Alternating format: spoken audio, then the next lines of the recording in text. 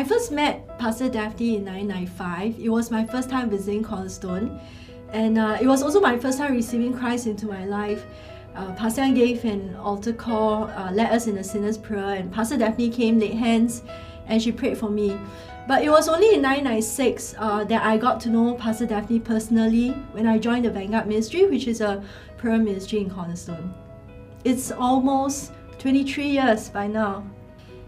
I think with Pastor Daphne, discipleship has never been a program or a Bible study. It's always been a lifestyle.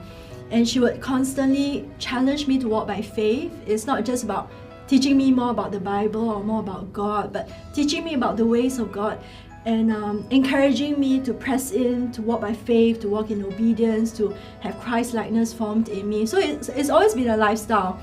And it would take place anywhere, anytime.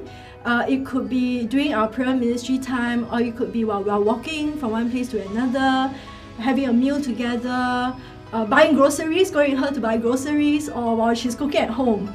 You know, so it's been just a lifestyle. It's a life transforming experience, if I can say, discipleship.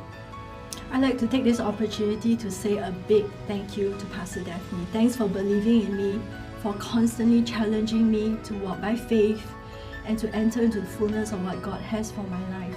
Thank you.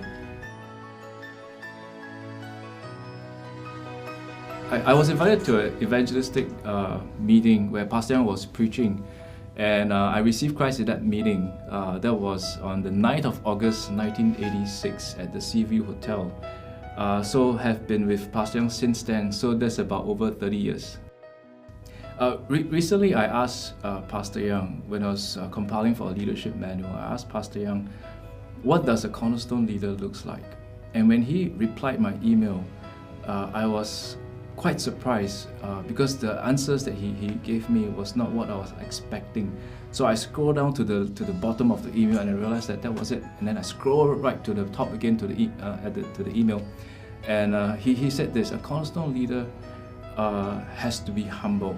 You know, pride has no place in the cornerstone leader's life. And the second thing is that a cornerstone leader must learn to honor God and to honor those who are placed above them. And thirdly, he said that a cornerstone leader has to love mercy.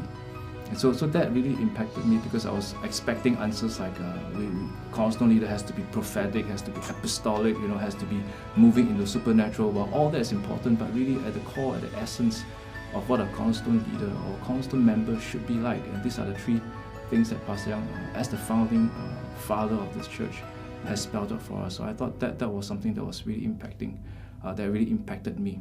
I want to thank Pastor Yang for obeying the call of God over his life, for taking that step of faith to start Cornerstone, and for the sacrifices that he and Pastor Daphne have made so that we can be where we are today. But not just that, but where we can be and much more in the days ahead. So we would just want to love and honor both him and Pastor Daphne.